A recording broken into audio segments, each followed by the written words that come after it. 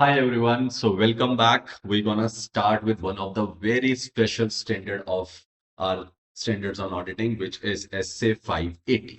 Sir ये standard important क्यों है? क्योंकि ये स्टैंडर्ड ऐसा है जो काफी सारे एरियाज में आपको क्या देता है, मोर कोरोबोरेटिव ऑडिट एविडेंस बनाने में हेल्प करता है। कभी कभी आपके पास ऑडिटर के पास एविडेंसेस होते हैं, लेकिन फिर भी उसको क्या नहीं होता, उसको उस एविडेंस के ऊपर 100% कंफर्मेशन नहीं आती, या कभी कभी कुछ ऐसा रह जाता है जिसे लगता है कि अभी भी मुझे लग नहीं रहा कि वो 100% रीजनेबल वाली जो एश्योरेंस मुझे चाहिए वो मुझे मिल गई है। तो उस वाले केस में वो क्या करता है, उस वाले केस में उसके पास एक ऐसी चीज है जिसको वो यूज करके उसको और क्या कर सकता है, स्ट्रॉन्ग कर सकता है अपने पास। तो वो कौन सी चीज है sir? Written representation, which is SA 580। तो सर क्या हमने रिटर्न रिप्रेजेंटेशन बहुत सारे एरियाज में पहले पढ़ा था? बिल्कुल पढ़ा था। अगर आपको याद होंगे जो हमने पुराने स्टैंडर्ड्स कवर करे हैं, तो हमने काफी सारे एरियाज में बात करी थी कि हमें ऑडिटर से क्या लेनी होती है, रिटर्न रिप्रेजेंटेशन। उसका सबसे बड़ा एग्जांपल इसके थोड़ा सा पहले चलते हैं, जिसके बाद आया कौन सा, 560। क्या 560 में याद है सब्सिक्वेंट इवेंट्स के बारे में हमने बात करी थी रिटर्न रिप्रेजेंटेशन लेने की? Yes sir. क्या उसके बाद हमने क्या पढ़ा था सर? हमने 710 भी जब कंपैरेटिव पढ़ा था तब भी हमने बात करी थी कि रिटर्न रिप्रेजेंटेशन लेने की। बिल्कुल, कि अगर आपने कंपैरेटिव में बहुत सारे बना रहे हो, अलग अलग पीरियड्स दिखा रहे हो, तो सबकी रिटर्न रिप्रेजेंटेशन लोगे। अगर कॉरस्पॉन्डिंग फिगर्स बना रहे हो तो उसकी भी ले सकते हो। क्या ये वाली बात भी हमने पढ़ी थी? बिल्कुल सर, हमने पढ़ी थी। क्या हम पहले रिटर्न रिप्रेजेंटेशंस की बातें बहुत जगह पे करके आ रहे हैं? क्यों? क्योंकि वहां पे उसकी नेसेसिटी थी और वो उसे क्या बनाती है, मोर कोरोबोरेटिव ऑडिट एविडेंस बनाने में हेल्प करती है। सर इसी वजह से हमने ये बात तो कर ली कि रिटर्न रिप्रेजेंटेशन ले लेना, लेकिन रिटर्न रिप्रेजेंटेशंस के बारे में कहां पे, किस किस एरिया में कैसे कैसे लेनी होती है, कब कब लेनी होती है, क्यों लेनी होती है, मैनेजमेंट से ही क्यों लेनी होती है, ये सारे सवाल भी आपको पता होने चाहिए। तभी आपको पता चलेगा कि रिटर्न रिप्रेजेंटेशन की वैल्यू डिराइव कहां से होती है। उसके लिए हमें क्या पढ़ना पड़ेगा? बहुत सिंपल सा स्टैंडर्ड है, ऐसे 580 बहुत ज्यादा मुश्किल नहीं है, बिल्कुल सिंपल है, छोटा सा स्टैंडर्ड है, लेकिन बहुत सारी छोटी छोटी अच्छी बातें करता है स्टैंडर्ड। चलो कहीं ना कहीं स्टार्ट करते उसे कवर करने की, एक एक करके चले। चलो चलो सर, जल्दी से आ जाओ सर।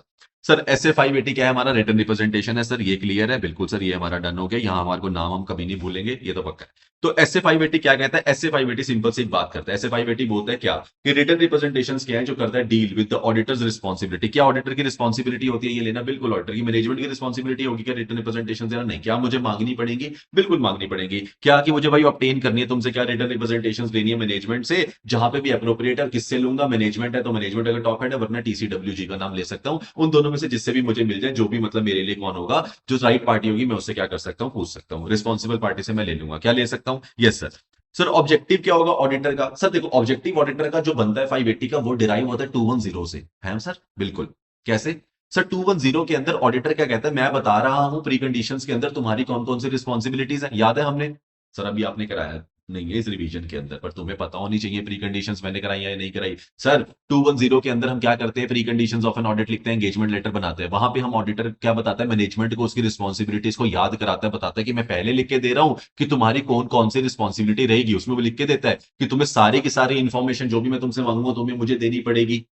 सारे पर्सनल का एक्सेस तुम्हें मुझे देना पड़ेगा, जिससे मुझे जो इन्फॉर्मेशन चाहिए होगी तुम मुझे लेने दोगे, जिससे मुझे जो इंक्वायरी करनी होगी तुम मुझे करने दोगे। ये सारी बातें मैं उसे पहले बताता हूँ कि ये तेरी रिस्पॉन्सिबिलिटीज है, मुझे बाद में रोकना मत। उसी रिस्पॉन्सिबिलिटीज के अंदर जो वो इन्फॉर्मेशन देने की बात करता है कि मैं तुमसे मांगूंगा तो मुझे देनी पड़ेगी, वो किसकी बात कर रहा है? छुपे रुस्तम। वो छुपा रुस्तम ऑडिटर कहता है कि मैं रिटर्न रिप्रेजेंटेशन की बात करना चाह रहा हूँ। कल तुम मुझे ये मना नहीं कर सकते, क्योंकि मैंने तुम्हें कब बता दिया था, जब मैं तुम्हें अपनी तुम्हारी रिस्पॉन्सिबिलिटीज बता रहा था इनिशियल, जब तुम मेरे सामने बैठ के कॉन्वर्सेशन कर रहे थे, तुम्हारा ऑडिट मेरे पास आया, एंगेजमेंट साइन करके तुम उस पर साइन करके तुमने मुझे वापस दी वो एंगेजमेंट लेटर, उसमें ये बात लिखी होगी, प्री कंडीशंस में जाके चेक कर लेना। तो यही वाली बात क्या करेंगे, इसको हम क्या कर देंगे, ऑडिटर की रिस्पॉन्सिबिलिटी यहां पे बता देंगे 580 के हिसाब से। अब ऑडिटर क्या कहता है कि मुझे तुमसे क्या लेनी पड़ेगी, रिटर्न रिप्रेजेंटेशन लेनी पड़ेगी, that they have believe that they have fulfilled their responsibility, की जो रिस्पॉन्सिबिलिटीज की बात 210 के टाइम पे तुमने एग्री करी थी, तुम मुझे लिख के दो क्या कि तुमने वो रिस्पॉन्सिबिलिटीज फुलफिल करी है या नहीं करी है। तो मतलब उधर मैंने जो उनसे कहा था करने को, क्या उन्होंने वैसा किया या नहीं किया, ये मैं किस में लिखवा के ले लेता हूं, रिटर्न रिप्रेजेंटेशंस में कहलवा के ले लेता हूं। क्या क्लियर है?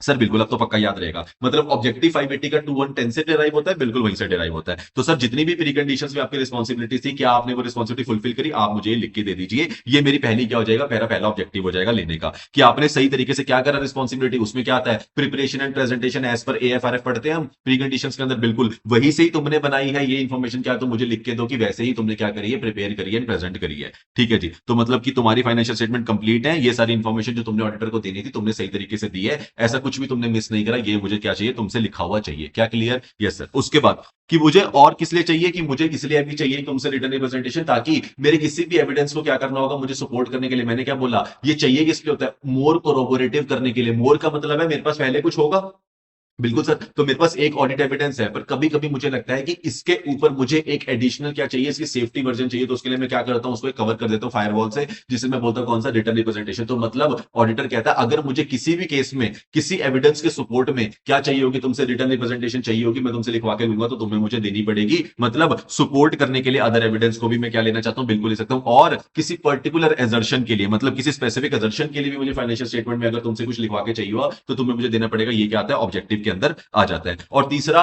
और मैं कैसा रिस्पॉन्ड करूंगा, कि क्या ऑडिटर को बता रहा है, ऑडिटर का अपना क्या ऑब्जेक्टिव है, तो ऑडिटर कैसे रिस्पॉन्ड करेगा, ये भी ऑडिटर के ऑब्जेक्टिव में आता है। जब तुमने जो चीज मांगी और तुम्हें नहीं दी गई, तो मेरी रिस्पॉन्सिबिलिटी क्या रहेगी उस केस में, ये भी मेरा ऑब्जेक्टिव आता है। मतलब कि मेरा रिस्पॉन्स कैसा रहेगा, किसके ऊपर, रिटर्न रिप्रेजेंटेशन के ऊपर। कौन सी वाली, जो प्रोवाइड करेगी अगर मैनेजमेंट, या फिर do not provide the written representation requested by the auditor. अगर तो आप मुझे प्रोवाइड करते हो तो मेरा रिस्पॉन्स क्या रहेगा, और अगर तुम मुझे प्रोवाइड नहीं करते तो मेरा रिस्पॉन्स क्या रहेगा, ये मेरा ऑब्जेक्टिव का पार्ट बनता है। तो सर ऑब्जेक्टिव में 3 पॉइंट बातें याद कौन सी रखनी है, कि मुझे तो ऑब्टेन करनी है रिटर्न रिप्रेजेंटेशन, क्योंकि तुमने अपनी रिस्पॉन्सिबिलिटी फुलफिल कर ली जो उनसे तुम्हें 210 के अंदर बोली गई थी। मुझे अदर एविडेंस के सपोर्ट के लिए और किसी स्पेसिफिक दर्शन के लिए चाहिए होगा, तो मुझे देना पड़ेगा, और उसके बेसिस पे मैं अपना रिस्पॉन्स तुम्हें अप्रोप्रिएटली बता दूंगा, तुमने दिया या नहीं दिया, उसके बेसिस पे मेरा रिस्पॉन्स तुम्हें मिल जाएगा। क्या हमारा ऑब्जेक्टिव क्लियर है सर? क्लियर है। उसके बाद sir, from whom written representation are requested by the auditor. Sir simple simple question है सर, किससे करेंगे रिटर्न रिप्रेजेंटेशन, हम किससे लेते हैं, फ्रॉम द मैनेजमेंट से, कि तुमने अपनी एप्रोप्रिएट रिस्पॉन्सिबिलिटी जो भी तुम्हारे को चाहिए थी फॉर द फाइनेंशियल स्टेटमेंट और नॉलेज के लिए, तुमने सही तरीके से उसको क्या कर दिया है। जो भी तुम्हारे को prepare and presentation of the financial statement के लिए तुम्हारे पास नॉलेज होनी चाहिए थी, तुमने उसको यूज करके ही क्या बनाई है, अपनी रिटर्न रिप्रेजेंटेशन, अपना फाइनेंशियल स्टेटमेंट बनाई है। इसके लिए क्या लेता हूं मैं उनसे, रिक्वेस्ट करता हूं कि मुझे रिटर्न रिप्रेजेंटेशन दे दो about your fulfilment of the responsibilities. क्या यही वाली बात हमने ऊपर करी ऑब्जेक्टिव वाली? बिल्कुल सर, वही वाली बात है। चलो, जो जो इंपॉर्टेंट होगा वो मैं तुम्हें खुद बता दूंगा, बस तुम्हें पढ़ते जाना है, वैसे सुनते जाना है, जहां मैं इंपॉर्टेंट मार्क कर रहा हूं वो तुम्हें करते जाना है।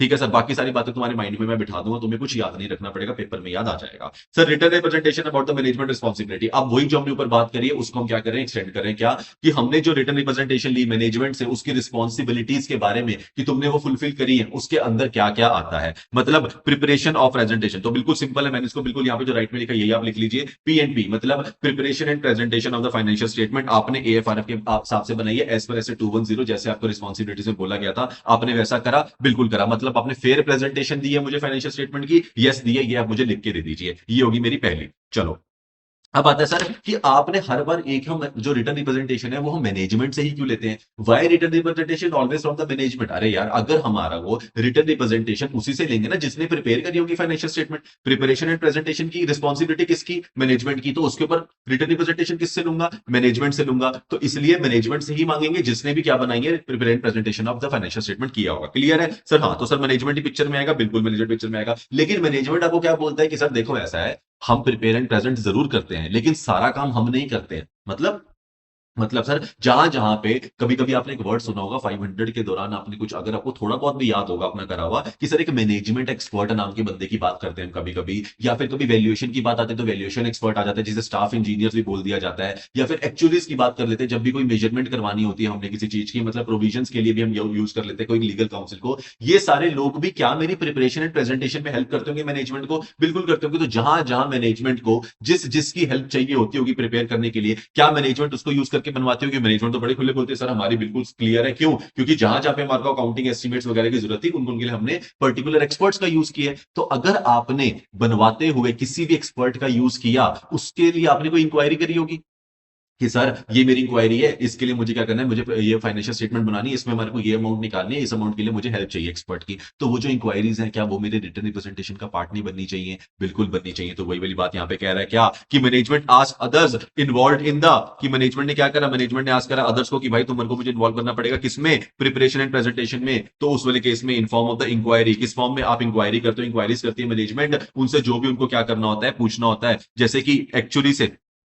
जैसे कि सर 3 बंदों के बारे में बात करिए यहाँ पे, वो ज्यादा भी हो सकते हैं, बिल्कुल हो सकते हैं। एक तो एक्चुअलीज हो गए, किसके लिए रिस्पॉन्सिबल होते हैं, जो अकाउंटिंग मेजरमेंट के लिए, जहां पे भी आपको अकाउंटिंग एस्टिमेट्स वगैरह से कुछ अकाउंटिंग मेजरमेंट वगैरह करानी, कभी कभी गुडविल की करवानी पड़ती है, फेयर वैल्यूएशन निकलवानी पड़ती है एसेट्स की, वो सारे केसेस में क्या यूज करते हो, एक्चुअली यूज कर लेते हो। स्टाफ इंजीनियर्स, इसके लिए कोई इन्वायरमेंटल लाइबिलिटी की मेजरमेंट करवानी है तो उसके लिए आप स्टाफ इंजीनियर्स का यूज करते हैं। या फिर इंटरनल काउंसिल हो गया, जो कंपनी के लीगल एंड प्रोविजंस के लिए बताता होगा। तो अगर आपने इन सब का यूज किया है, in the form of inquiry करी है इनसे, तो inquiries to be included in the written representation. तो क्या क्या सर, इंक्वायरी का क्या बनेगी, रिटर्न रिप्रेजेंटेशन का पार्ट बनेगी। यस सर, उसका पार्ट बनेगी। क्या यहां तक क्लियर है? यस सर, क्लियर है। क्लियर क्लियर क्लियर, बिल्कुल सर। चलिए, तो यहां तक ये लिखेंगे और कुछ नहीं। फिर सर पहला वाला पॉइंट क्या हो गया पूरा सा, कि प्रिपरेशन के अंदर मैनेजमेंट की रिस्पॉन्सिबिलिटीज में रिटर्न रिप्रेजेंटेशन कहां तक चाहिए होती है, मैनेजमेंट से चाहिए होती है पी एंड पी के लिए। अगर उन्होंने कोई फर्दर इंक्वायरी करी है, किसी से पूछ के बनाई है, जो हेल्प ली है, उसके लिए जो भी इंक्वायरीज करी है वो भी मुझे क्या करनी पड़ेंगी, आपको मुझे देनी पड़ेंगी, और मैं उसे क्या कर लूंगा, रिटर्न रिप्रेजेंटेशन में ऐड करके रख लूंगा। क्या क्लियर है? Yes sir.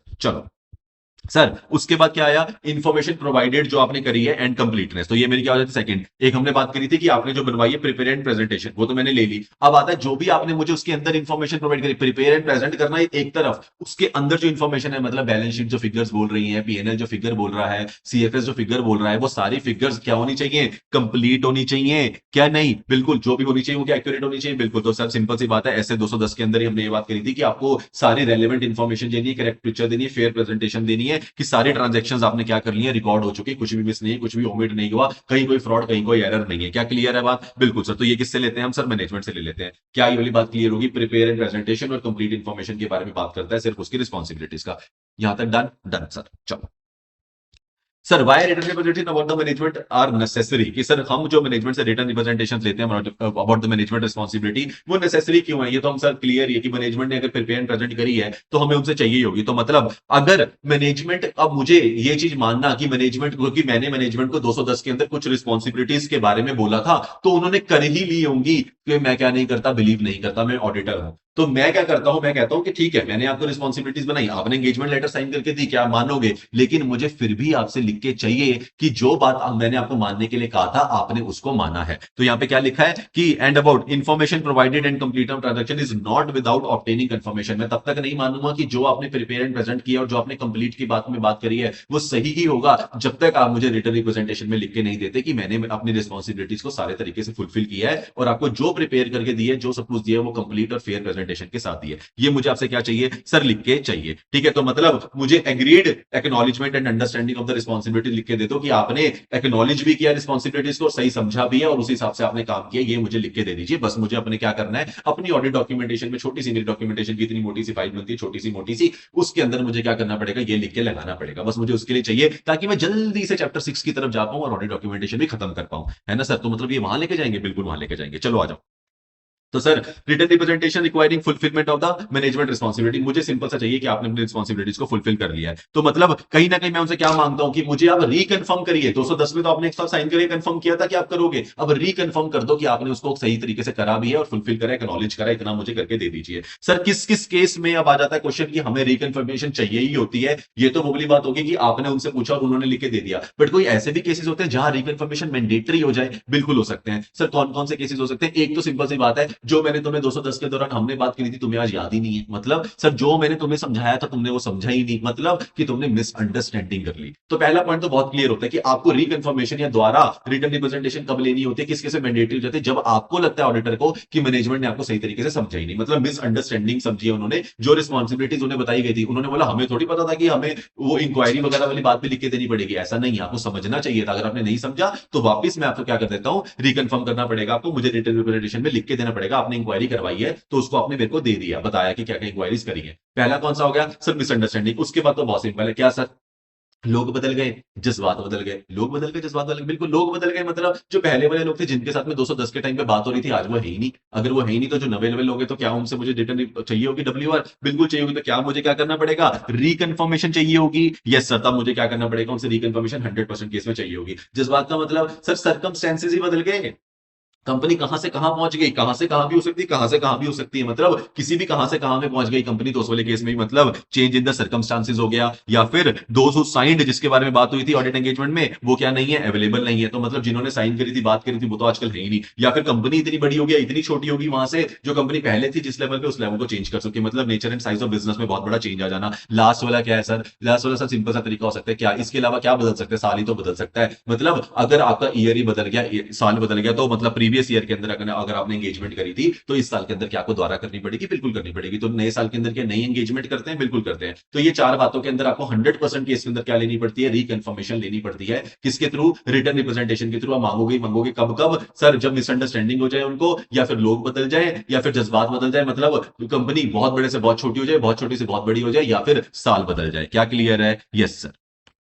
तो सर जैसे जैसे सर एक बात बताओ, ऑडिट एंगेजमेंट में जैसे जैसे हम टर्म्स को लिखते हैं और एक लेटर बनाते हैं और साइन करते हैं, क्या ऐसे रिटर्न रिप्रेजेंटेशन के साथ भी होता है? बिल्कुल होता है। तो ऑडिट एंगेजमेंट में हम प्री कंडीशंस भी लगाते हैं, सारी बातें लगाते हैं, रिस्पॉन्सिबिलिटीज वगैरह सब लगा के देते हैं। ऐसे रिटर्न रिप्रेजेंटेशन के अंदर भी क्या होता है, रिक्वायर्ड बहुत मैनेजमेंट रिस्पॉन्सिबिलिटीज के लिए, और इसको वैसे अगर आप बाद में पढ़ोगे, एक MRL के नाम से जाना जाता है, जिसे बोला जाता है मैनेजमेंट रिप्रेजेंटेशन लेटर। तो मैनेजमेंट रिप्रेजेंटेशन लेटर्स के अंदर उनकी रिप्रेजेंटेशन को क्या करा जाता है, लिखा जाता है। क्या क्लियर है? Yes sir. चलो अब आगे चलते हैं सर, अदर रिप्रेजेंटेशंस की बात करते हैं। तो सर सिंपल सी बात है, अदर रिप्रेजेंटेशन का मतलब है कि मेरे स्टैंडर्ड को छोड़ के बाकी सारे एसेट्स के अंदर भी रिटर्न रिप्रेजेंटेशन की बात होती है। अरे सर अभी स्टार्ट में बताया था, 560 उठा लो, 570 उठा लो, कितने कौन कौन सा उठाओ बताओ, 710 उठा लो, इतने सारे स्टैंडर्ड है जिसके बारे में किसकी बात होती है, रिटर्न रिप्रेजेंटेशन की बात होती है। तो क्या other assets require the auditor to request written representation? बिल्कुल। क्या अदर ऐसे बोल सकते हैं? बिल्कुल। मेरे को 560 बोलता है भाई ले, मेरे को 570 बोलता है क्या कि उनसे असेसमेंट करा और लिखवा के ले कि तुमने असेसमेंट करी है, 710 बोलता है कंपैरेटिव की केस में मुझसे ले, तो अगर मुझे अदर एसेस बोल रहे हैं, क्या मुझे नेसेसरी हो जाएगा उनसे रिक्वेस्ट करना? बिल्कुल हो जाएगा। तो क्या मैं कर सकता हूं?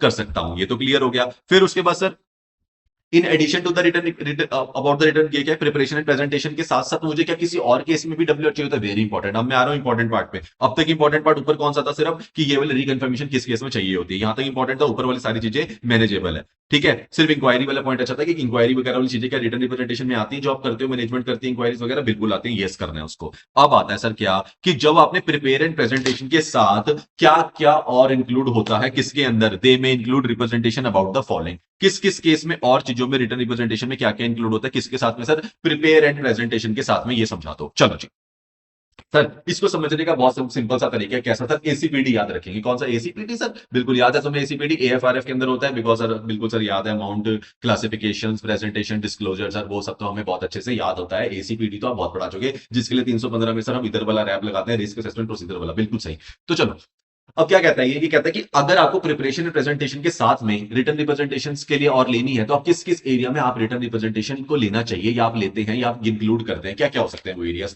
इंपॉर्टेंट एरियाज की बात करेंगे। ऐसे तो बहुत सारे एरियाज हो सकते हैं, बट कुछ ऐसे पर्टिकुलर एरियाज है जिसके बारे में ऑडिटर को ख्याल रखना होता है। वो कौन से एरियाज है, वो वाले एरियाज भी गाइड करें आपको आपके स्टैंडर्ड में। और उससे सिंपल सी बात बोलिए कि देखो, सबसे इंपॉर्टेंट एरिया, अगर मैं अपने अकाउंटिंग प्रैक्टिस में जाता हूं, सर अच्छे वर्ड्स यूज कर रहे हो आप, अकाउंटिंग प्रैक्टिस में जाता हूं, तो प्रैक्टिस में मेरे पास एपी एडी ए आता है कि नहीं आता? आता है सर। तो एपी तो सबसे टॉप पे आता है, तो मतलब अकाउंटिंग पॉलिसीज के बारे में तो रिटर्न रिप्रेजेंटेशन ले ही लो, क्योंकि उसके अंदर कुछ भी चेंज वगैरह हुआ होगा ना, और मैनेजमेंट भूल गई होगी, तो सब बदल जाएगा। तो सबसे पहला पॉइंट तो आता है कि जो आपने अकाउंटिंग पॉलिसीज का यूज करा, वो क्या है, वो एप्रोप्रिएट है। सर पेन बदल दीजिए आप, अकाउंटिंग पॉलिसीज क्या है, एप्रोप्रिएट, मतलब जो भी आपने अकाउंटिंग पॉलिसी सिलेक्ट करी और अप्लाई करी, वो एप्रोप्रिएट होनी चाहिए। पहले तो आप मुझे ये लिख के दे दीजिए, मैनेजमेंट मुझे अपने प्रिपरेशन एंड प्रेजेंटेशन के साथ में ये रिटर्न रिप्रेजेंटेशन भी चाहिए, और उसमें मुझे इंक्लूड करना पड़ेगा। क्या क्लियर है सर? एपी तो क्लियर है। अब बात करते हैं एपी एपीसीडी के बारे में। अब आप एपीसीडी का क्या करते हो सर? एपीसीडी का आरएमपीडी करता हूं। क्या करता हूं?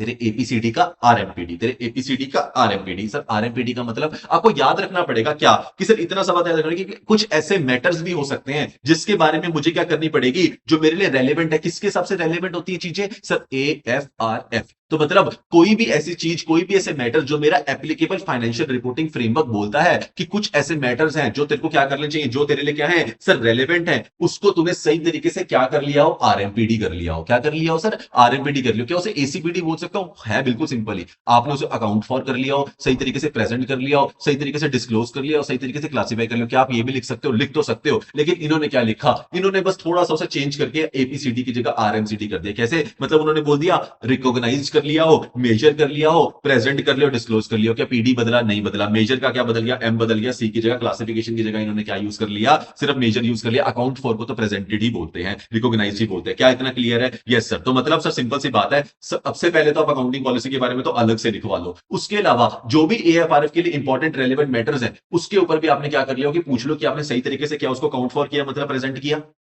या रिकॉग्नाइज किया। सारी चीजें सेम है बिल्कुल। रिकॉग्नाइज किया, प्रेजेंट किया, डिस्क्लोज किया और मेजर किया। क्या किया या नहीं किया बता दो। किसको बता दो? कौन से वाले मैनेजर पूछेगी सर अपने मैटर्स तो बताओ, किसके बारे में पूछना चाह रहे हो। मैंने कहा ले, सबसे इंपॉर्टेंट तेरे मेरे लिए बैलेंस शीट देखे क्या मेरे सामने नजर आता है? सर वही वाली बातें नजर आती है, एसेट लाइबिलिटीज दिखती है, पीएनएल दिखता है और क्या दिखता है? तो कहीं ना कहीं दिखता तो वही सब है, तो उसी के बारे में पूछूंगा बिल्कुल। तो सर एसीपीडी को फॉलो करते हैं ना। ए से क्या हो गया सर? एसेट के बारे में कुछ ना कुछ तो पूछेगा, क्या ऑडिटर सवाल पूछेगा, ठीक है। सी का मतलब हो गया सर, सी का मतलब कहीं ना कहीं लाइबिलिटी से रिलेटेड है। क्यों सर? क्लासिफिकेशन के बारे में पूछेगा, मतलब इधर उधर करा है कुछ ना कुछ वाला पूछेगा, वरना कंटीजेंट सी से कंटीजेंट लाइबिलिटीज याद रखने का और कुछ नहीं याद रखने का। सर उसके बाद एसी पी से क्या बात कर सकता है? पी से उससे पूछता है तेरी प्लान और इंटेंशन भी पूछूंगा मैं, किससे रिलेटेड? एसेट और लाइबिलिटी से रिलेटेड। अच्छा ठीक है। और लास्ट में क्या पूछना चाहता है? डी से मतलब तूने क्या डिस्क्लोज करे, क्या डिस्क्लोज करे? Non compliance. कैसे याद रखना है सर? याद रखने का तरीका सिंपल है, हमें एपीसीडी फॉलो करना है। Is there a lag? तो सर हमें क्या फॉलो करना है? हमें ए पी सी डी या ए सी पी डी फॉलो करना है। सर कैसे करना है जरा बता दो। ए से मैंने क्या बोला? मैंने बोला ए से एसेट्स के बारे में याद रखने का। एसेट का मतलब उससे पूछने का मैनेजमेंट से कि क्या तेरा कोई भी ऐसा एसेट है जो तेरा ना हो, तेरे नाम पे ना हो, तेरे नाम पे हो कहीं और पड़ा हो, या तेरे गिरवी पड़ा हो, मतलब कुछ भी ऐसा तेरे एसेट के साथ हो रखा है जो नॉर्मल से अलग हो, मतलब तेरे नाम पे तेरे डीड साइन हो रखी है तो बात अलग है। उसके अलावा क्या कुछ भी है तो मुझे बता दे। मतलब कोई उसका टाइटल के बारे में, उसके कंट्रोल के बारे में, क्या कोई एनकम्बरेंस में पड़ा है कोई एसेट तेरा, या फिर प्लेज पड़ा है, तो ये सारी इंफॉर्मेशन मुझे रिटर्न रिप्रेजेंटेशन में लिखी हुई चाहिए। सी से पहले तो आगे ए से। जब एसेट की बात करोगे तो लाइबिलिटी की बात करोगे। कोई भी ऐसी लाइबिलिटी जो कंटिंजेंट, कोई कंटिंजेंट लाइबिलिटी के बारे में हम क्या होते हैं, तो कोई भी एक्चुअल भी और कंटिंजेंट भी जो भी तेरी लाइबिलिटीज है उसके बारे में मुझे क्या चाहिए तेरे से? रिटर्न रिप्रेजेंटेशन अलग से चाहिए। सॉरी, ठीक है, यहां तक क्लियर है सर। एसेट के बारे में कोई भी एसेट, किसी टाइटल क्या है तेरे पास है या नहीं है, तेरे पोजेशन में है या नहीं है, तेरे कंट्रोल में है या नहीं है, गिरवी तो नहीं पड़ा, प्लस तो नहीं पड़ा, इन सारी बातों के बारे में मुझे रिटर्न रिप्रेजेंटेशन दे दे। क्या क्लियर है? जब तूने मुझे इनके बारे में दे दी, अब इनके बारे में जो भी तेरा नेचर हुई है, जैसे मान लो किसी के पास पड़ा है तो क्यों पड़ा है, कंटिंजेंट है तो क्यों है, उसके बारे में तेरा प्लान और इंटेंशन क्या है, मतलब प्लान और इंटेंशन क्या है तेरी,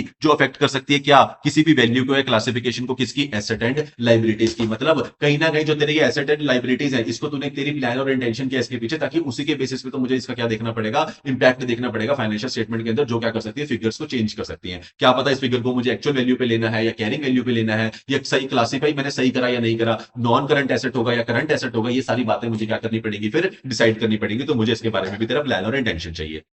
क्या चाहिए? प्लान और इंटेंशन चाहिए कि तूने इसको क्या क्या तू उसको क्या करना चाहता है, किस तरीके से तू उसको ट्रीट करना चाहता है अपनी बुक्स के अंदर, वो भी मुझे बता दे। और कैसे बता दे? रिटर्न रिप्रेजेंटेशन के थ्रू बता दे। और लास्ट में डी से मतलब डिस्क्लोज कर दे, भाई तेरा कोई भी लॉ वगैरह से रिलेटेड नॉन कंप्लायंस वगैरह तो नहीं है ना, कोई भी ऐसे कॉन्ट्रेक्चुअल एग्रीमेंट वगैरह तो नहीं है ना, ये सारी बातों का डिस्क्लोजर दे दे। क्योंकि डिस्क्लोजर मेरा क्या बोलता है? एएफआरएफ बोलता है यार, उससे मुझे बचा लियो, मेरे को नहीं कुछ मिस करना, तो प्लीज मुझे तू ये भी डिस्क्लोज करके दे दे। कोई भी लॉ, कोई भी रेगुलेशन, कोई भी कॉन्ट्रेक्चुअल एग्रीमेंट, कोई भी नॉन कंप्लायंस है तो तू मुझे वो भी क्या करेगा? डिस्क्लोज करेगा थ्रू रिटर्न रिप्रेजेंटेशन। तो सर प्रिपरेशन एंड प्रेजेंटेशन के साथ में एएफआरएफ के अंदर जो जो भी पूछा जाता है, क्या वो सारी चीजों की रिटर्न रिप्रेजेंटेशन आप लेते हो? बिल्कुल। प्रिपरेशन एंड प्रेजेंटेशन के अंदर तो मैं पूछता हूं कि तूने फेयर प्रेजेंटेशन से बनाई है या नहीं बनाई है। साथ में पूछता हूं कि सारी इंफॉर्मेशन कंप्लीट है होनी चाहिए, जैसे कुछ भी ओमिट नहीं होना चाहिए। और उसके साथ में ये कुछ मैटर्स जो मेरे लिए क्या हो जाते हैं? रेलेवेंट हो जाते हैं, जिसके लिए मुझे रिटर्न रिप्रेजेंटेशन चाहिए होती है। सर कौन कौन से मैटर हो गए? सर पहले नंबर पे तो अकाउंटिंग पॉलिसीज को साइड में रख दो, ये तो लेना ही लेना है कि तुमने सही अप्लाई करी और एप्रोप्रिएट अप्लाई हो रखी है, हाँ हो रखी है, चलो ठीक है। उसके आगे तो एसीपीडी में आ जाओ, जिसको मैं क्या करता हूं? आरएमपीडी। आरएमपीडी का मतलब रिकॉग्नाइज मेजर, और सी से सर क्लासिफिकेशन, और आरएमपी पी से प्रेजेंटेशन, डी से डिस्क्लोजर। किसके बारे में सर? मेनली एसेट लाइबिलिटी के बारे में। एसेट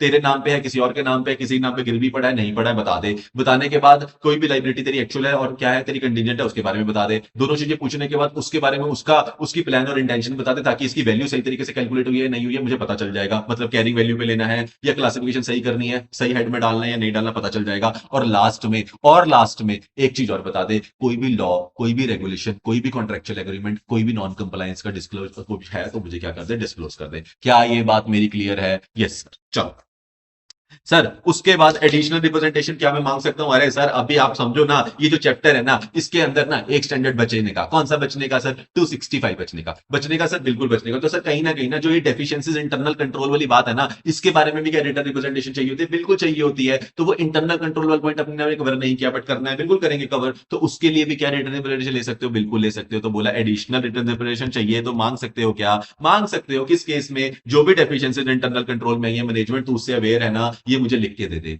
कि तो वो सही तरीके से तो डिजाइन नहीं है, इंप्लीमेंट नहीं है, मेंटेन नहीं है, तेरे को पता चल रहा है ना, तो मुझे लिख के दे दे। वो भी मुझे क्या करना पड़ता है? ऐड करना पड़ता है। क्या क्लियर है? बिल्कुल सर। अब आता है सर, ऊपर आपने ना एक पॉइंट पढ़ाया था कि रिटर्न रिप्रेजेंटेशन आप किस किस केस में ले सकते हो। वहां पे आपने बताया था कि सारी की सारी इंफॉर्मेशन कंप्लीट होनी चाहिए, और हम किस केस में ले रहे थे? कोई स्पेसिफिक एजर्शन की बात भी आपने करी थी।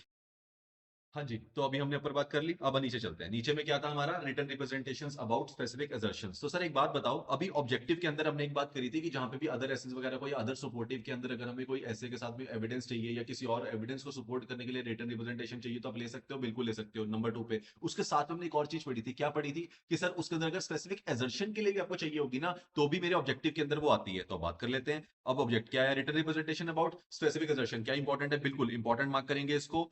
तो ये वाला एक इंपॉर्टेंट आएगा। और हमने ऊपर क्या पढ़ के आए हैं, ये बहुत इंपॉर्टेंट है कि आपको प्रिपरेशन एंड प्रेजेंटेशन के साथ में कहां कहां पे रिटन रिप्रेजेंटेशन चाहिए हो सकती है, वो कौन कौन से एरियाज हैं, बहुत इंपॉर्टेंट है। रिकन्फर्मेशन किस केस में चाहिए होती है, वो चार कौन से एरियाज है, बहुत इंपॉर्टेंट है। दो क्वेश्चन वो हो गए, और तीसरा क्वेश्चन आ गया स्पेसिफिक असर्शंस के बारे में। अगर आपको रिटन रिप्रेजेंटेशन चाहिए तो उसके बारे में बात कर लेते हैं। अब आता है सर क्या, यहाँ पे आपको एक बहुत जरूरी बात क्या याद रखनी है, जब आप स्पेसिफिक असर्शंस की बात करते हो ना, तो स्पेसिफिक असर्शन का मतलब हो गया कुछ ऐसे स्पेसिफिक एरियाज होंगे। स्पेसिफिक की बात कर रहे हो आप, मतलब कहीं ना कहीं उन एजर्शंस के लिए अगर मुझे रिटर्न रिप्रेजेंटेशन लेनी पड़ रही है, तो why this is so special? Why not all the areas? पूरी फाइनेंशियल स्टेटमेंट की बात होती है तो समझ आती है कि ठीक है सर उसमें बहुत कुछ आता है। मैं स्पेसिफिक एजर्शन को लेकर रिटर्न रिप्रेजेंटेशन की बात कर क्यों रहा हूं? मतलब ये क्वेश्चन आया कैसे होगा? तो सोचो ये इसलिए आया होगा, कोई कहीं ना कहीं मुझे लगा होगा कि वो वाले एरियाज है जिसमें कहीं ना कहीं मैनेजमेंट को कुछ ना कुछ एक्स्ट्रा करना पड़ा होगा या कुछ डिफरेंट करना पड़ा होगा, और वो डिफरेंट कहीं ना कहीं सही करा या नहीं करा ना, वो मेरे पास पहुंच जाए, मेरे को क्या मुझे रिटर्न में मिल जाए, ताकि मैं उस पर क्या कर पाऊं। अगर मेरे पास उसका अच्छा एविडेंस होगा तो भी मेरे को साथ में क्या चाहिए होगा, ये मोर कोरोबोरेटिव करने के लिए हेल्प करेगा। मतलब सिर्फ कुछ ऐसे एरिया जिनको स्पेसिफिक ही बोला गया, और जहां पे मैनेजमेंट ने नॉर्मल बिहेवियर से कुछ डिफरेंट बिहेवियर करा है, कुछ अलग करा। मैं ये नहीं कह रहा कि ये वाले नॉर्मल एरियाज नहीं होंगे, हो सकते हैं, लेकिन मैनेजमेंट ने हो सकता है उसमें कोई जजमेंट लगानी पड़ी हो। मतलब कहीं ना कहीं कुछ ऐसे एरियाज तो थोड़े से क्या हो जाते हैं, स्पेशल हो जाते हैं हमारे फाइनेंशियल स्टेटमेंट को लेके। उस केस के एरियाज को मैं स्पेसिफिक असर्शन बोलता हूं, और उसके लिए मैं बोलता हूं मुझे पर्टिकुलरली क्या आप इस पे भी रिटर्न रिप्रेजेंटेशन दे देंगे, वो काम वाले की बात कर रहा हूं मैं। तो मतलब सर अगर मैं बात करूं, मैं क्यों कहना चाह रहा हूं ऐसा, क्योंकि इसने बोला अबाउट और इवेल्युएटिंग, क्या बोल रहा है कि व्हेन ऑब्टेनिंग एविडेंसेस अबाउट, और इवेल्युएट करते हुए क्या, जजमेंट एंड इंटेंशंस। मतलब कुछ ऐसे एरिया या स्पेसिफिक एजर्शन जहां पे मुझे लगता है कि मैनेजमेंट की जजमेंट या उनकी इंटेंशंस द ऑडिटर में consider one of the following. तो इवेल्युएट करना judgement and intentions of the management, तो मैं कैसे करूंगा? मतलब क्या ये क्वेश्चन को ऐसे भी आ सकता है कि हाउ, मतलब कि ऑडिटर कैसे इवेल्युएट करता है मैनेजमेंट की जजमेंट या फिर इंटेंशंस, और उसमें रिटर्न रिप्रेजेंटेशन क्या रोल प्ले करता है? बिल्कुल आ सकता है सर। तो उस स्पेसिफिक असर्शंस के लिए जहां जहां पे भी मुझे इवैल्यूएट करनी पड़ेगी कि मुझे लग रहा है मैनेजमेंट की जजमेंट में या इंटेंशन में कुछ ना कुछ गड़बड़, तो उस वाले केस में क्या करूंगा? तो वो वाले एरियाज में कौन कौन से होते हैं, कैसे कौन कौन से होते हैं वो वाले एरियाज जहां पे मैं जजमेंट और इंटेंशन के बारे में क्या बना सकता है, ऑडिटर अपना एक व्यू बना सकता है। सब कैसे कैसे? उनकी एंटिटी की पास्ट की हिस्ट्री।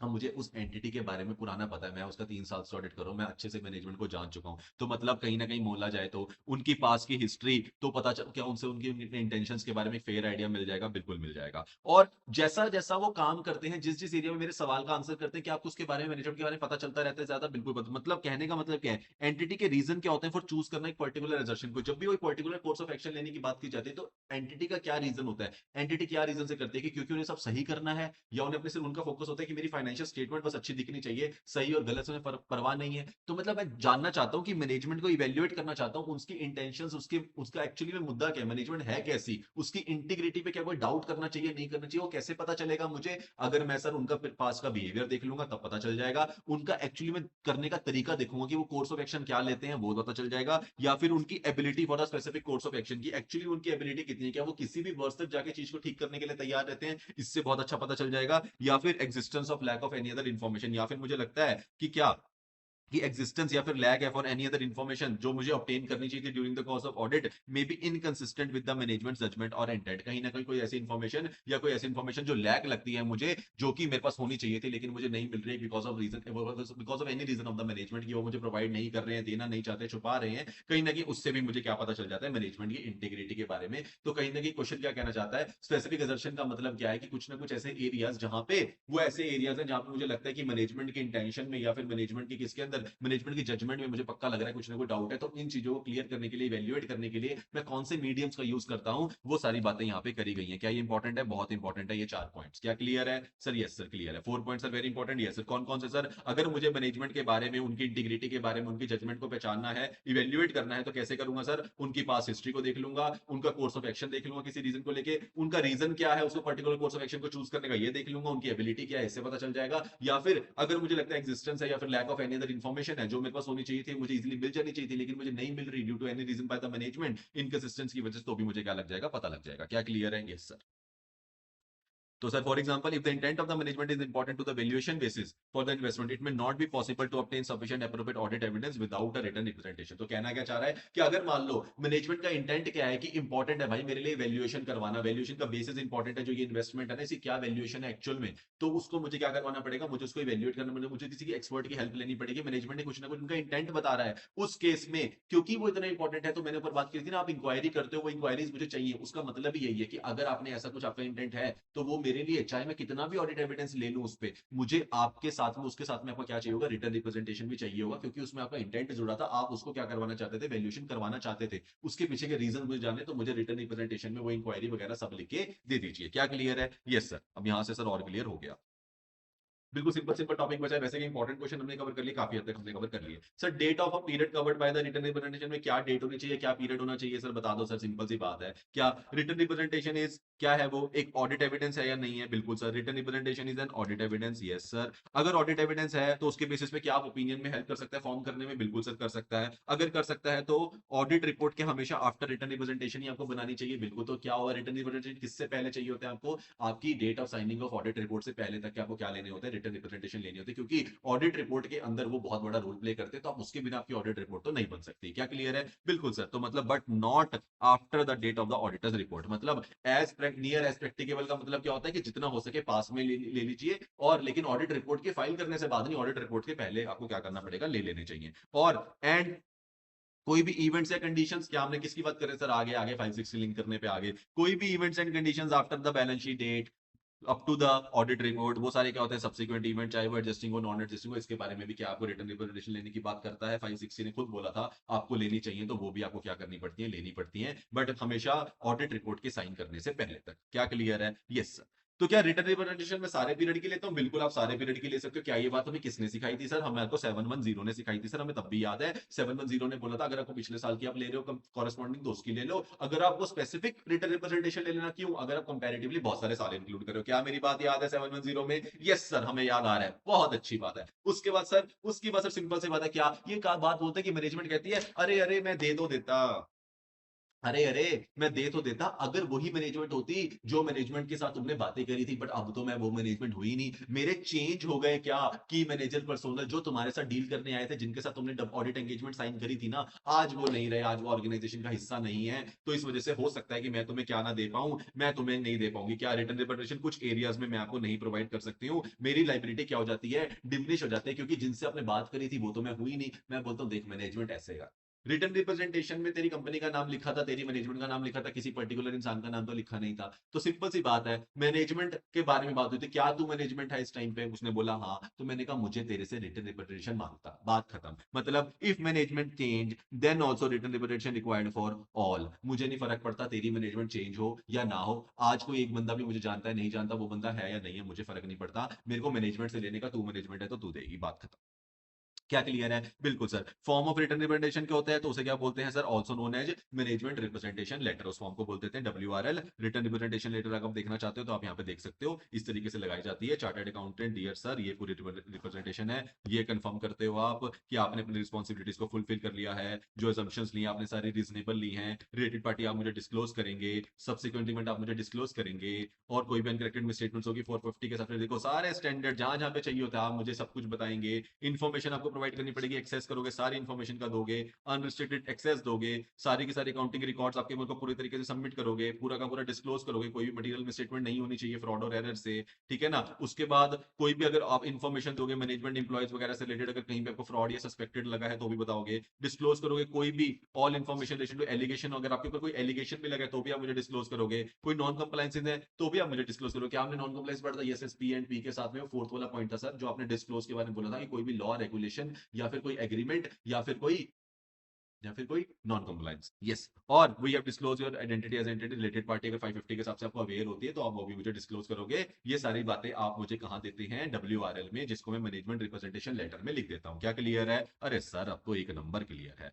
तो फिर सर एक क्वेश्चन आता है, आप इंपॉर्टेंट है क्या? थोड़ा सा इंपॉर्टेंट है। क्यों इंपॉर्टेंट है? क्योंकि वर्ड याद रखने का, क्या रखने का, अगर आपको डाउट आ जाता है the reliability of the written representation, वो कैसे आ सकता है? जो ऊपर हमने क्या पढ़े थे, रिलेट करो चैप्टर, नीचे की तरफ क्यों भाग रहा है? ऊपर हमने क्या पढ़ के आए थे? वो स्पेसिफिक असर्शंस के बारे में क्या पढ़ के आए थे? बिल्कुल पढ़ के आए थे। क्या उसमें मैं मैनेजमेंट के रिस्पॉन्स से जानना चाह रहा था, इवेल्युएट करना चाह रहा था, क्या उनकी जजमेंट, उसके इंटेंट करना चाह रहा था? यस। अगर उसमें मुझे कुछ भी खोट लगा तो क्या वो रिटर्न रिप्रेजेंटेशन जो वो दे रहे हैं वो भी खोटी हो जाएगी? बिल्कुल हो जाएंगी। तो मतलब अगर मुझे डाउट आ जाए किसके ऊपर, उसकी रिलायबिलिटी के ऊपर, किसकी ऑडिट रिटर्न रिप्रेजेंटेशन की, कैसे आ सकता है? जब मैं इवेल्युएट करूंगा मैनेजमेंट की जजमेंट और उसका इंटेंट, क्या उसकी वजह से रिटर्न रिप्रेजेंटेशन पे भी डाउट क्रिएट हो जाएगा? बिल्कुल हो जाएगा कि अगर वही झूठी है तो रिटर्न रिप्रेजेंटेशन में भी तो झूठ हो सकता है। यस हो सकता है। तो जब आपको डाउट की बात आती है तो आप डाइसी हो जाते हो, जब आपको डाउट की बात आती है तो आप डाइसी हो जाते हो। तो डाइसी कर लेते हैं। डाइसी का मतलब क्या है सर? डी से डिलीजेंस, सर डी से डिलीजेंस, हाँ तो पहले पढ़ेंगे। सी से क्या है सर? जब आपको ऑडिटर कंसर्न करता है, किसके बारे में कंसर्न करता है? About the integrity, about the competence, about the ethical values और अबाउट द डिलीजेंस। तो कहीं से डाइस हो गया, बिल्कुल सर डाइस हो गया, DICE। ये सर, तो मतलब डाइसी का मतलब क्या है सर? कहीं ना कहीं आप डाइसी हो जाते हो किसके बारे में? जब आप मैनेजमेंट की इंटेग्रिटी के बारे में, उनके किसके बारे में, उनके कंपिटेंस के बारे में, उनकी एथिकल वो है भी है या नहीं है इसके बारे में, और साथ में उनके डिलीजेंस के बारे में जब आप क्या हो जाते हो सर? डाइसी हो जाते हो। तो उस वाले केस में आपको उसकी किसके ऊपर डाउट आ जाएगा सर? हमें उनकी रिटर्न रिप्रेजेंटेशन की दी हुई रिलायबिलिटी पे भी डाउट आ जाएगा। क्या वो कंसर्न रेज कर देगा? कर देगा सर रिलायबिलिटी के ऊपर, यस सर। ठीक है जी। अब आपको क्या करना पड़ता है उस वाले केस के अंदर? तो अगर आपको लगता है, क्या अगर वो इनकंसिस्टेंट है विद अदर ऑडिट एविडेंस, तो अगर आपको अगर डाउट आ गया तो आपको लगेगा क्या कि सर जो भी मैं उनसे ले रहा हूं ना रिटन रिप्रेजेंटेशन, मुझे नहीं लगता कि क्या है वो, कहीं ना कहीं क्या है वो इनकंसिस्टेंट लग रही, कंसिस्टेंट नहीं लग रही है। तो ऑडिटर को परफॉर्म करना पड़ेगा audit procedure to resolve the matter. तो कहीं ना कहीं फिर मुझे क्या करना पड़ता है? मुझे और ही कुछ एडिशनल ऑडिट प्रोसीजर के थ्रू ही कोई एविडेंस लेने की ट्राई करनी पड़ती है, जिससे मैं क्या क्या कहूँ कि हाँ एक्चुअली में मुझे रीजनेबल एश्योरेंस है भी है कि ये सफिशिएंट एप्रोप्रिएट ऑडिट एविडेंस है या नहीं है, तो मुझे करना पड़ेगा। और कहीं ना कहीं मुझे क्या करना पड़ेगा? Auditor should reconsider the assessment, और मुझे कहीं ना कहीं, और हाँ अगर रिजॉल्व करना पड़ेगा, रिजॉल्व करने के लिए मैं क्या कर लूंगा? AAPs लगा लूंगा। अगर वो अनरिजॉल्व रहता है तो ऑडिटर को क्या करना पड़ेगा? रिकंसिडर करना पड़ेगा। भाई मुझे क्या करनी पड़ेगी? असेसमेंट करनी पड़ेगी इनकी competence, integrity, ethical value, diligence पे, और उसके बेसिस पे मुझे देखना पड़ेगा कि मुझे इसको रिलायबल मानना भी है या नहीं मानना। मतलब कहीं ना कहीं क्या पूरा का पूरा ऑडिटर के जजमेंट के बेसिस पे, यस, जो उसने ऊपर इवैल्यूएट करा उसके बेसिस पे समझना पड़ेगा। अगर रिजॉल्व हो सकता है तो बहुत बढ़िया, नहीं हो सकता तो क्या करना है? क्या एक्चुअली में मुझे लग रहा है कि मैनेजमेंट सही नहीं है, तो मुझे रिपोर्ट में कहीं ना कहीं फिर उसको लेके जाना पड़ेगा, और मेरे पास कोई ऑप्शन है नहीं है।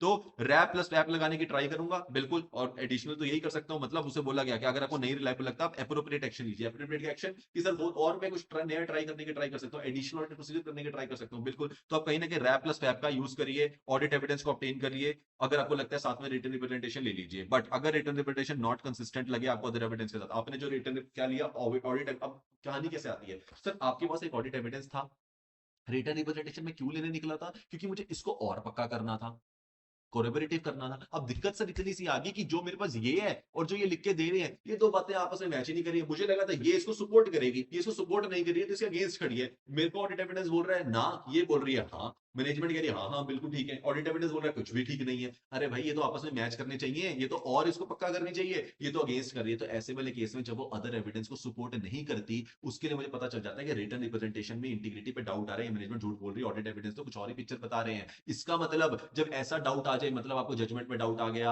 आपको किस पे इंटेंट पे डाउट आ गया, मतलब आप डाइसी हो गए, उनकी इंटीग्रिटी पे विश्वास नहीं रहा, कंपिटेंस पे विश्वास नहीं रहा, एथिकल वैल्यूज पे विश्वास नहीं रहा, और डिलीजेंस पे विश्वास नहीं रहा, उस वाले केस में आप क्या करते हो? परफॉर्म करते हो ऑडिट प्रोसीजर। मतलब आप परफॉर्म करोगे कुछ ना कुछ, आपके पास जो एडिशनल ऑडिट प्रोसीजर होंगे, यस और no.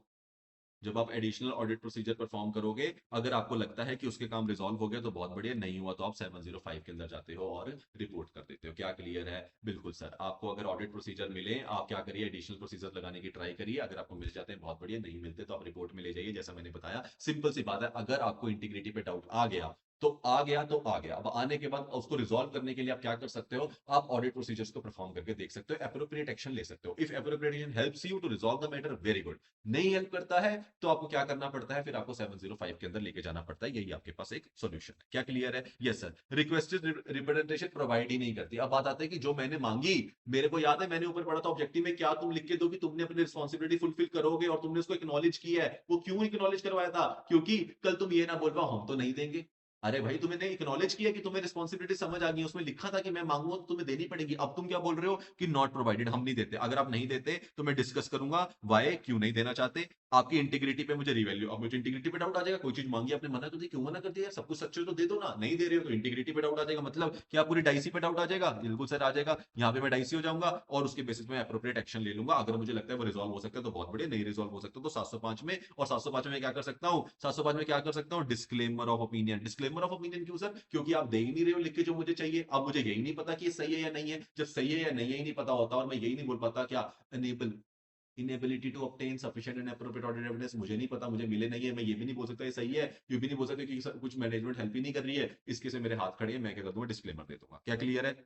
Yes. Disclaimer of opinion क्या और किसी केस में दिया सकते हैं? बिल्कुल दिया जाता है। In case of the non reliability of the written representation. पहले तो आप दे ही नहीं रहे, यहाँ पे तो नॉट प्रोवाइडेड है। यहाँ पे क्या है, नॉन रिलायबिलिटी है। दे तो रहे हो आप पर रिलायबल नहीं है। अबाउट द मैनेजमेंट रिस्पॉन्सिबिलिटीज और failure to provide such written representation. तो उस केस में भी क्या ऑर्डर करता है, यूजुअली आप 70 रिटन रिप्रेजेंटेशन के केस में जब आप कुछ मैनेजमेंट से मांगते हो और वो सामने से मना करती है, तो वो कहीं ना कहीं आपकी limitation of the scope of audit लगता है। बहुत बहुत अच्छे से समझा रहा हूं मैं आपको, और ये चीज आपको समझना पड़ेगा। ये डिस्क्लेमर आया कैसे?